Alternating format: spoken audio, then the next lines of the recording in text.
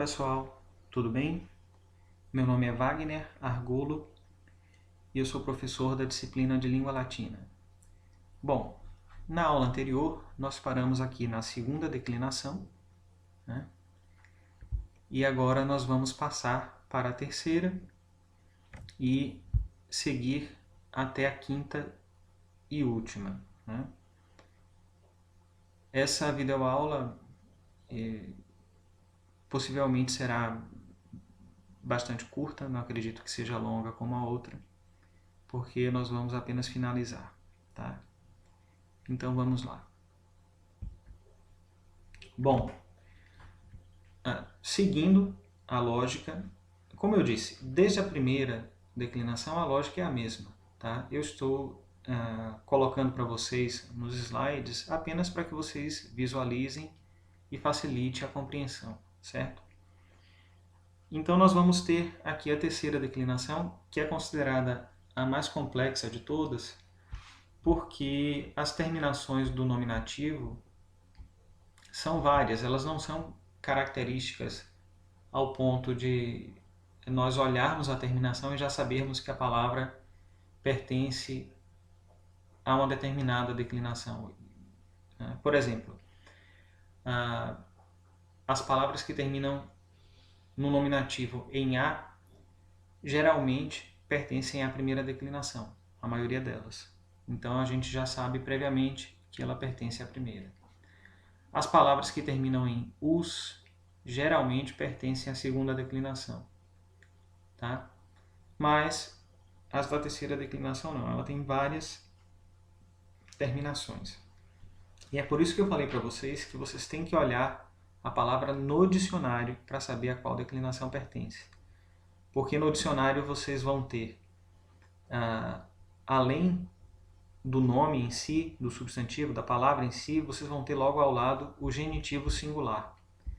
Por quê? Porque no nominativo, apesar de nós termos terminações peculiares, né, a algumas declinações, mas alguns nominativos coincidem. Já o genitivo singular não.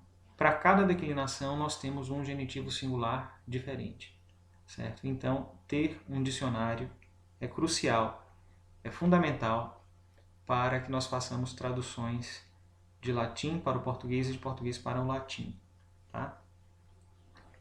Então nós temos aqui os casos: nominativo, vocativo, genitivo, dativo, ablativo e acusativo, né? E as terminações, os morfemas correspondentes a cada um desses casos, no singular e no plural, certo? Então, temos aqui a frase: o chefe tem esperança da vitória, né? Então, dux victoriae spem habet.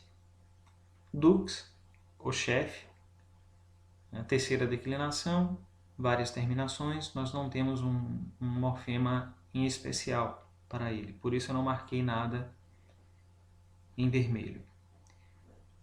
Victoria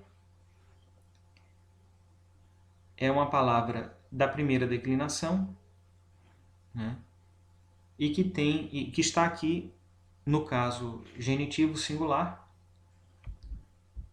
e por isso eu coloquei o morfema E, que quando vocês olham lá na primeira declinação, está o morfema E, né? Ou seja, o I, que a gente pronuncia E, colocado como o morfema do genitivo singular, que indica da vitória, né? Então, dux victoriae spem, né?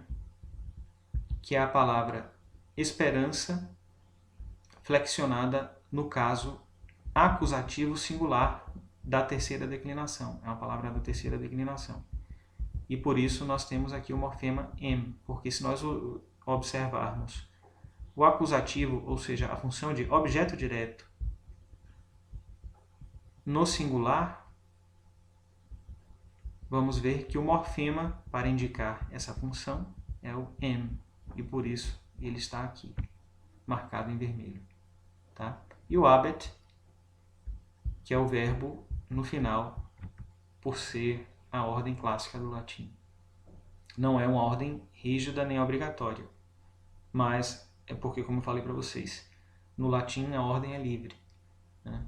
Mas no uso, geralmente o verbo vem no final, mas não é obrigatório. Tá? Então temos dux, victoria, spem, habet. Né? Ou seja, o chefe tem esperança da vitória. Mais uma vez, e atenção aqui para o cursor do mouse. O chefe tem esperança da vitória, certo? E essa ordem é como eu falei para vocês. O nominativo, em seguida nós temos o núcleo e os seus adjuntos, né? Então, essa é a ordem clássica da tradução, que eu já expliquei na aula anterior. E temos aqui um exemplo de latim para o português, para mostrar a questão de, em latim, nós termos uma formação sintética, mais sintética, enquanto em português nós temos uma formação mais analítica das frases. Então temos aqui em latim, bonus discipulorum mores magistri laudant. Né? Ou seja, o significado disso é, os professores louvam os bons costumes dos alunos. Então percebam aí uma quantidade maior de palavras para indicar o mesmo sentido que em latim nós indicamos com um número menor, né? Que é bonus discipulorum mores magistri laudant. Né? E aí vocês podem perceber aqui os morfemas de caso que são utilizados. Né? O os, orum. Né? Vocês vão encontrar esses morfemas nas declinações quando forem conferir em cada uma delas. Vão encontrar os, orum, es, i, tá? E são esses morfemas que vão indicar as funções sintáticas das palavras. A mesma lógica na quarta declinação, em que nós temos aí nominativo, ou seja, sujeito, vocativo, que é o próprio vocativo, genitivo, né? Adjunto adnominal e complemento nominal, dativo, que é o objeto indireto, ablativo, o adjunto adverbial, e o acusativo, que é o objeto direto. Isso já foi dito, mas eu estou reforçando aqui. E os morfemas que indicam essas funções sintáticas no singular são esses que eu estou apontando com o cursor, né? E os morfemas que indicam essas funções sintáticas no plural são esses que eu estou apontando aqui com o cursor do mouse também. Então temos a seguinte frase em português. As tribos comem frutas. Em que as tribos são um termo da oração exercendo a função de sujeito, né? As tribos, e frutas está exercendo a função de objeto direto. Né? Tribos é uma palavra da quarta declinação, né?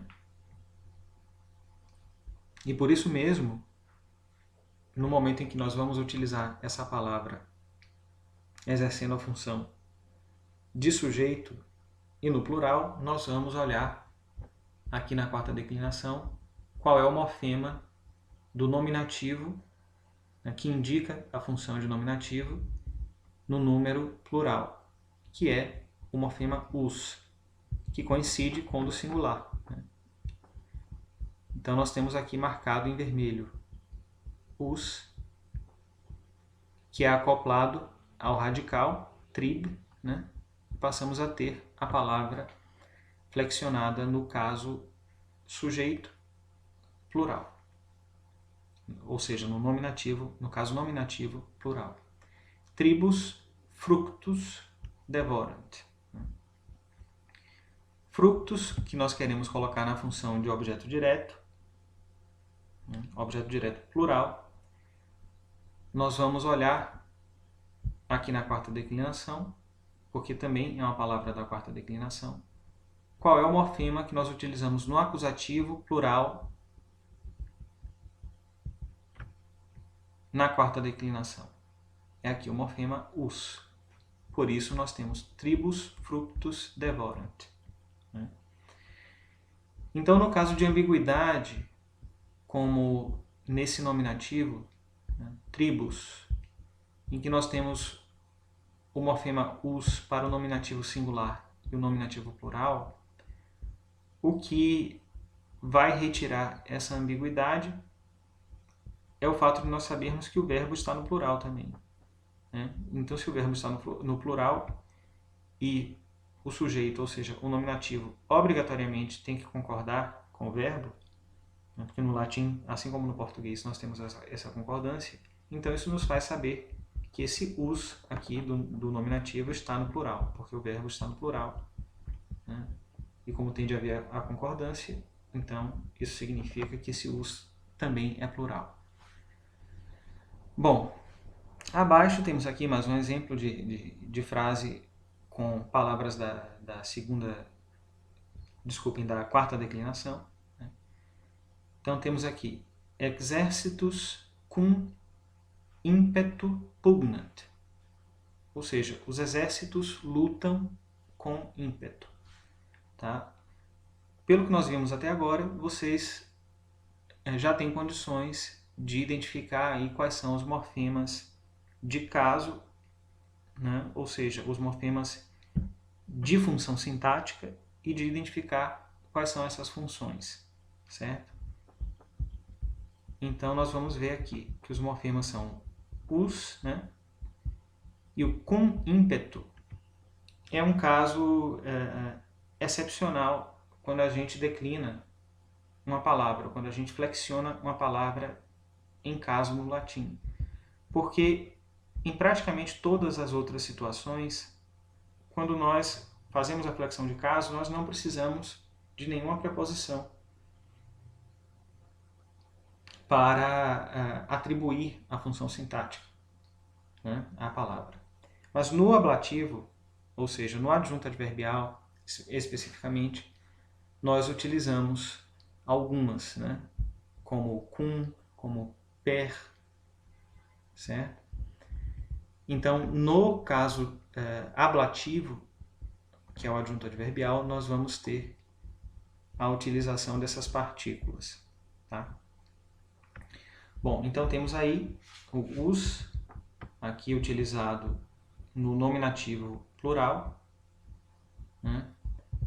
e o, que é utilizado como ablativo singular.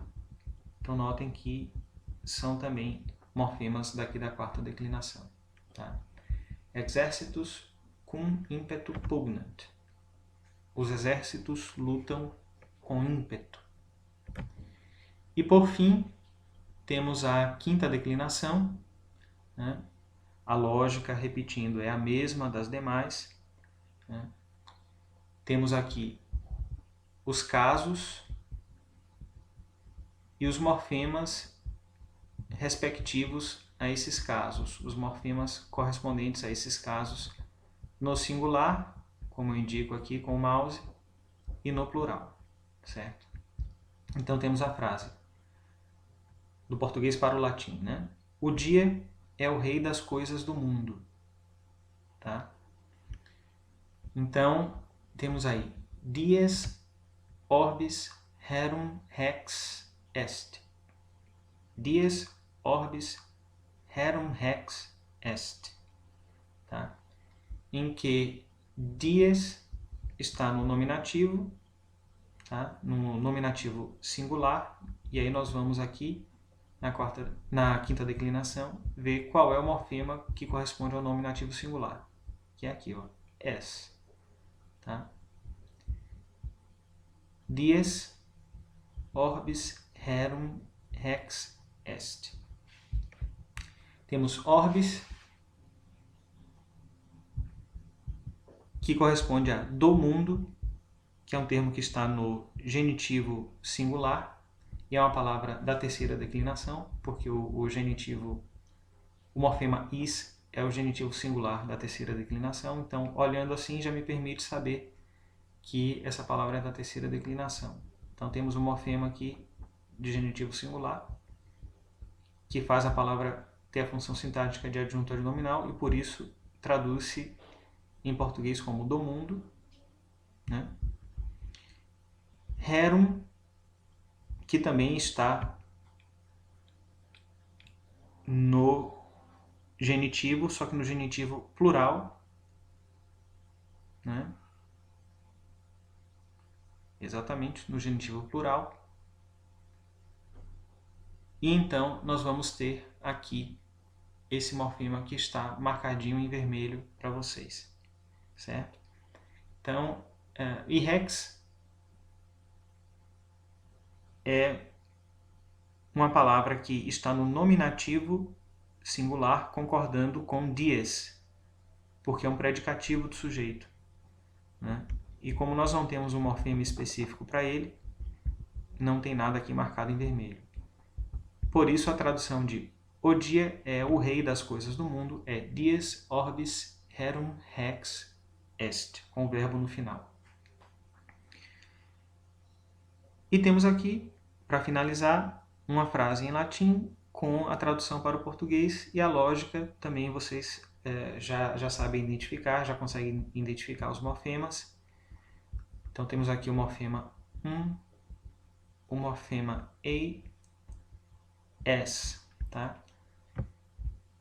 No latim, a letra C corresponde ao fonema que a gente pronuncia de forma oclusiva velar, assim, um K. Então a pronúncia aqui é celum spei effigies est, tá? Que significa o céu é a imagem da esperança. E como nos demais exemplos, nós percebemos que a frase em latim é bastante sintética, enquanto no português ela é analítica, ou seja, possui mais subdivisões, né? E as referências que eu utilizei foram, além do próprio módulo da professora Luana Marinho, a gramática latina de Napoleão Mendes de Almeida, que eu também recomendo a vocês, né, que adquiram essa gramática, porque vai servir para a vida toda. Eu mesmo comprei a minha quando eu estava no início da faculdade de letras. Isso já faz lá um tempinho.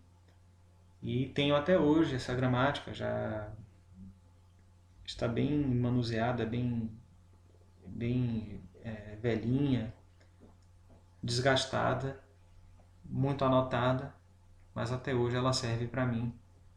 São investimentos que valem a pena a gente fazer, né? Na nossa área é bom a gente ter a nossa própria biblioteca, certo? Então, gente, é isso. Eu espero que o assunto tenha ficado claro, tá?